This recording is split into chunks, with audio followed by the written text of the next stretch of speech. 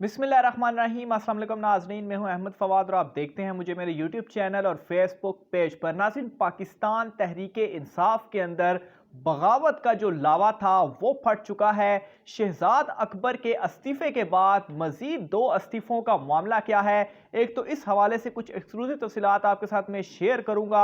इमरान खान साहब के खिलाफ क्या बड़ा जाल जो है वो इस वक्त बिछाया जा चुका है, बल्कि कुछ रहनुमा तो खुलकर सामने आ चुके हैं और पाकिस्तान तहरीक इंसाफ से उन्होंने बगावत जो है वो कर दी है। एक तो इसकी तफसील बताऊंगा और दूसरे नंबर पर नाजरीन इस दौरान जो चौधरी बरादरान है, ख़ास तौर पर चौधरी शुजात हुसैन साहब जो कि गुज़श्ता काफ़ी अरसे से बीमार थे, उनकी जानिब से बड़ा एक अहम बयान, एक अहम ऐलान जो है वो सामने आया है। इमरान खान साहब को चौधरी शुजात हुसैन साहब की जानिब से खबरदार किया गया है और इसके साथ ही परवेज़ इलाही ने भी एक बड़ा बयान दाख दिया है। और ये दोनों बयान और ये जो खबरदार करने वाला मामला है, ये उस वक्त दोनों की तरफ से सामने आता है जब जो पीडीएम है उसकी जानिब से भी एक फैसला किया जाता है नवाज शरीफ और मौलाना फजल रहमान उन दोनों के दरमियान कि किस तरीके से वो चौधरी बरादरान को अपने साथ मिलाएंगे और उस दौरान ये वार्न करने के हवाले से क्या चीज़ें सामने आती हैं,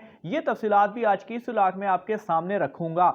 सबसे पहले नाज़रीन बड़ी ब्रेकिंग न्यूज़ के साथ मैं आगाज़ करता हूं चौधरी शुजात हुसैन साहब के बयान या उनकी वार्निंग के हवाले से। तो चौधरी शुजात हुसैन साहब जो हैं उनकी जानिब से इमरान खान साहब को ये बताया गया है, खबरदार किया गया है कि वो अपने मुशीरों और जो उनके सियासी तर्जुमान हैं उनके गलत मशवरों से बचें, उनके गलत मशवरों को ना सुने। इसके अलावा चौधरी शुजात हुसैन साहब की जानिब से ये भी कहा गया है कि वज़ीर आज़म के मुशीर और उनके जो एडवाइज़र्स हैं, उनकी जो एडवाइस है उसमें कोई ना कोई एंगल होता है। मुशीर और तर्जुमान वो बातें उछालते हैं जिसका नुकसान सिर्फ और सिर्फ इमरान खान साहब को होता है। ये बहुत बड़ा बयान और ख़बरदार वाला बयान है और वो भी चौधरी शुजात हुसैन की जानिब से जो कि ज़्यादा बोलते नहीं है।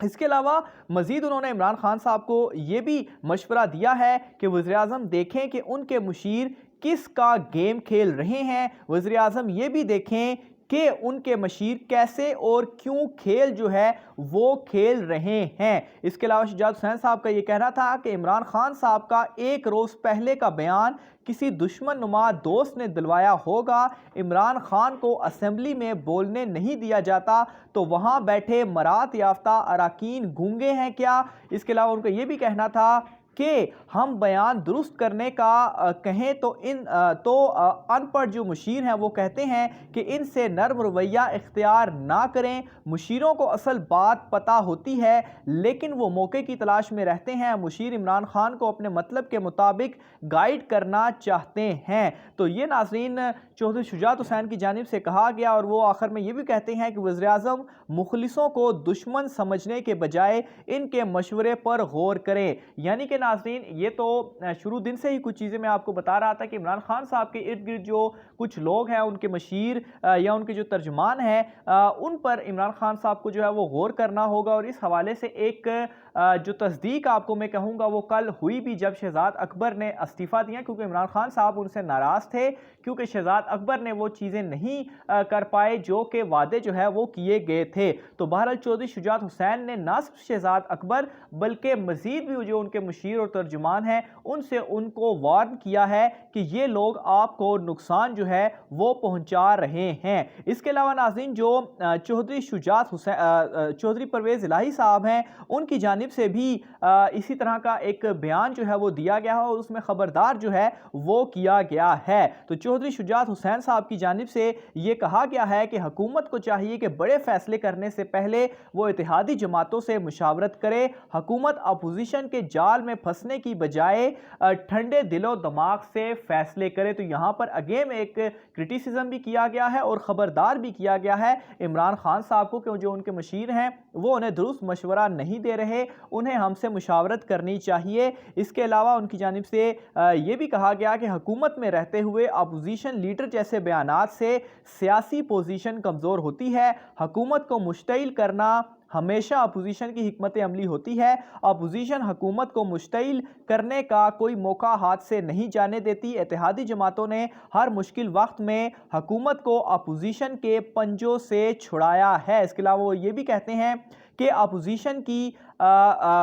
अपोजिशन जैसे बयानात से इंतज़ामी मशीनरी का मोराल जो है वो डाउन होता है। इसके अलावा अपोजिशन की यही हिकमत अमली होती है कि हर मसले पर हुकूमत को जिच करे। हुकूमत की सलामती और भलाई इसी में है कि वो अपोजिशन के जाल में ना फंसे। इस हुकूमत को अवाम ने 5 साल का मैंडेट दिया है, जिसमें अभी 2 साल जो है वो बाकी हैं। तो ये नाज़रीन उनकी जानिब से कहा गया। साथ ही साथ ये भी कहा गया कि एक दूसरे पर इल्ज़ाम तराशी छोड़कर माशत की बहाली के लिए मिलकर आगे जो है वो हमें बढ़ना चाहिए। तो चौधरी परवेज़ इलाही साहब जो कि बड़े अहम इत्तेहादी भी हैं, ये दोनों बयान नाज़रीन मैंने आगाज़ में भी बताया कि उस वक्त सामने आता है कि जब एक तो PDM का जो इजलास हुआ है, उस इजलास में नवाज शरीफ और मौलाना फजल रहमान उन दोनों के दरमियान ये एक चीज़ तय हुई है कि चूंकि उनके पास अभी तो नंबर गेम मौजूद नहीं है, लेकिन अगर काफ लीग या इत्तेहादी जमातें हुकूमत का साथ छोड़ती हैं तो फिर बड़ी आसानी के साथ वो इमरान खान साहब को हटा सकते हैं, क्योंकि उनके पास नंबर गेम जो होगी वो पूरी नहीं होगी और वो नंबर गेम अपोजिशन के हाथ में होगी। और इस दौरान नाज़रीन ये दोनों बड़े अहम रहनुमा, और चौधरी शुजात हुसैन के हवाले से मैं बार बार इसलिए भी इशारा कर रहा हूँ क्योंकि जितनी भी हुकूमत रही है वज़ीर-ए-आज़म इमरान खान साहब की तकरीबन 3-3.5 साल जो हुए हैं, चौधरी शुजात हुसैन साहब की जानिब से कोई भी बयान जो है वो नहीं दिया गया। वो अलील थे और इस वक्त उनका ये जो बयान सामने आना है ये बेमानी नहीं है, और इसमें एक वार्निंग भी है वज़ीर-ए-आज़म इमरान खान साहब के लिए। इसके अलावा नाज़रीन शहजाद अकबर साहब के इस्तीफे के बाद मजीद 2 इस्तीफे जो हैं वो सोर्सेज बता रहे हैं कि वो भी रेडी हैं। एक को तो इमरान खान साहब जो हैं वो खुद भी उनसे तंग है, उनको निकालना चाहते हैं, एक बड़े अहम वजीर भी हैं। तो ये 2 इस्तीफे भी आइंदा आने वाले कुछ दिनों में हमारे सामने आ जाएंगे, लेकिन 2 मजीद इस्तीफे जो हैं वो इस वक्त पेंडिंग पड़े हुए हैं। आखिर में नाजरीन मैं अहमद जवाद के हवाले से बात करूंगा, जिन्होंने बगावत जो है वो कर दी है पाकिस्तान तहरीक इंसाफ के खिलाफ। उन्हें जो नोटिस दिया गया था